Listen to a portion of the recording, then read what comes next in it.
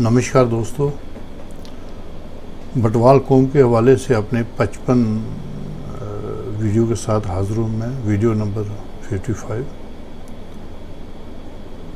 बटवाल कौम के रीति रिवाज के हिसाब से जो है वो आपसे मुखातब हूँ मैं। तो मैंने पहले भी अपने वीडियो में बता चुका हूँ मैं कि ये इसका वीडियो का मतलब सिर्फ जानकारी हासिल करना है, इससे ज़्यादा कुछ नहीं है। तो अप टू 7 मैंने आपको पहले वीडियो में बताया है। अब मैं बताऊँगा एक बड़ा इम्पॉर्टेंट लफ्ज़ है खारा, लड़का या लड़की को खारे पे चढ़ाना। तो उसके हवाले से आज मैं बात करूँगा अपने इस वीडियो में। तो खारा जो है, जो अभी मुझे इन्फॉर्मेशन मिली है, वो सभी जगह पे, सभी एरिया में जो है ना वो थोड़ा बहुत चेंजेस के हिसाब से वो चल रहा है। तो 47 से पहले जो कल्चर था, जो थोड़ा बहुत अभी कहीं चल रहा है, तो मैं उसके हवाले से आपसे बात करूँगा।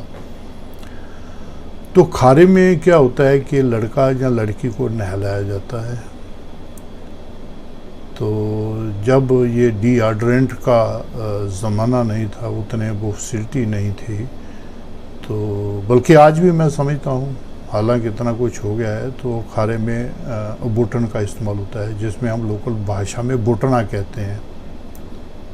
तो उसमें कुछ जड़ी बूटियाँ मिक्स होती हैं, तो उसको लड़की या लड़के को उससे नहलाया जाता है, उस पर मला जाता है अच्छी तरह से। मलना क्या, कई जगह तो मजाक में उसको रगड़ा जाता है लड़के या लड़की को, तो वो उबोटन होता है। उसके बाद उसे नहलाया जाता है। और इस बोटन का जो मेन मतलब होता है वो ये है कि बॉडी से बैड स्मेल ना आए।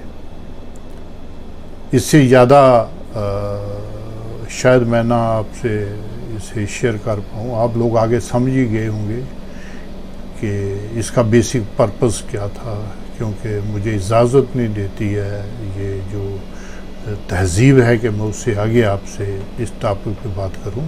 तो आप समझ गए होंगे कि बॉडी से बैड स्मेल ना आए, तो घुटने का मेन मतलब वो होता था।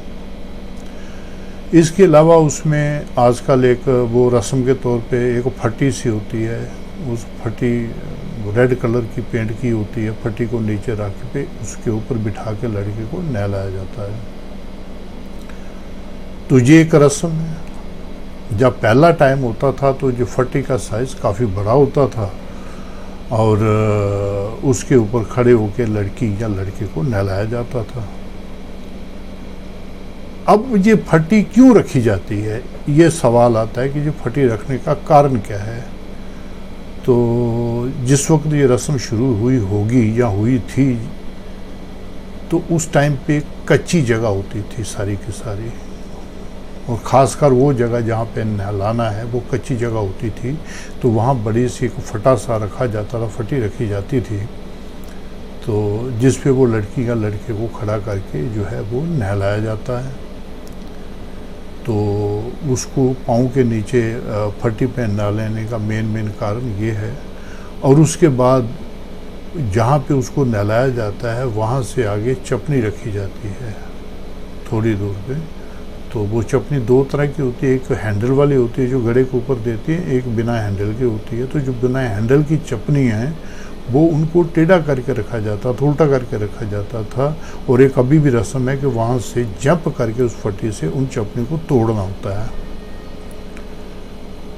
तो लॉजिक वही है कि चूंकि जगह कच्ची होती थी, वो कीचड़ हो जाता था, तो वहाँ से जंप करके चपनी को तोड़ने का मतलब ये है कि वो कीचड़ से बाहर आ करके चपनी पे वो लड़का छलांग लगाए या लड़की छलांग लगाए, जिससे कि उसके पाँव में कीचड़ ना लगे। और उसके फिर मामा जी का रोल आता है कि भाई वो मामा जी जो हैं वो उसको उठा के लड़की या लड़के को, तो उस जो जगह मैंने बताया आपको दरगाह, वहाँ पे ले जाते थे उठा के। और बेसिक आइडिया ये था कि मिट्टी उस पर ना लगे। अब बेचारे मामे भी थोड़े उतने तंदुरुस्त नहीं रहे, कहीं कहीं अभी है, लेकिन ज़्यादातर मामे मेरी तरह कमज़ोर ही हैं, तो अब उनको उठा पाना बड़ा मुश्किल है। और वो भी उस सूरत में जब फर्स्ट फ्लोर पे लेके जाना हो लड़की को लड़के को, तो अभी जो है ना वो उठा के ले जाने वाला वो थोड़ा बहुत है कहीं रिवाज, लेकिन वो काफ़ी कम हो गया है। और नहलाने के बाद वो जंप से पहले जो है वो जो मामा है वो क्या करता है कि उसको कुछ शगुन देता है और उसके बाद पानी लेके उसके इर्द गिर्द जो है वो थोड़ा चक्कर लगाता है, शुभ समझा जाता है। तो इस तरह से वो मामे का उसमें काफ़ी रोल दिखाया गया है। तो भगवान करे कि सब लोगों के मामे हों मैक्सिमम। तो मामे का बड़ा रोल उस वक्त जो है वो आता है उसमें, खासकर ये जो खारे का जो रीति रिवाज है। तो उसके बाद जब वो खारा हो जाता था, नला लिया जाता था, तो उस वक्त एक व्रत रखने का रिवाज था। तो घर के जो लोग हैं वो व्रत रखते थे। तो बहरहाल वही घूंगनियाँ जैसे हम कहते हैं वही कणक में डाला हुआ। तो बचपन में तो यही था जो हम लोगों ने देखा है, तो पहले से चला आ रहा है ये। तो वो स्वीट्स जो है वो सब लोगों को डिस्ट्रीब्यूट की जाती थी। और उसके बाद फिर जो जगह जो मुकर्रर जगह है, जो डेजिनेटेड जगह है, वहाँ पे जहाँ दरगाह बना हुआ है, वहाँ जा कर के जो है वहाँ पे पूजा और हवन किया जाता है वहाँ पे। और पूजा अर्चना के साथ साथ एक वहाँ पे और बड़ा ज़रूरी सा एक रखा हुआ होता है घड़ा, जिसे हम कुंभ के नाम से जाना जाता है। तो इस संस्कृति में जो कुंभ है उसका एक बड़ा सारा जो है ना वो शुभ उसे माना गया है।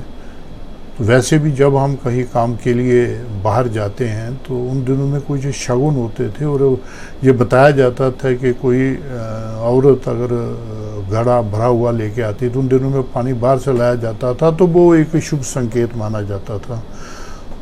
तो उसी तरह मंदिरों में और हमारे जब पूजा स्थल हैं, जब नवरात्रे आते हैं, वैसे भी जहाँ जहाँ हम लोगों ने घरों में पूजा स्थल बना रखे हैं तो वहाँ कुंभ रखने का रिवाज है।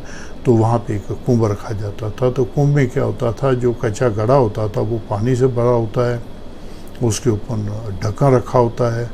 ढक्कन से पहले उसमें आम के पत्ते रखे जाते हैं, आम के पत्तों के ऊपर वो ढक्कन रखा जाता है और ढक्कन के ऊपर फिर एक दिया रखा जाता है जो जलता है।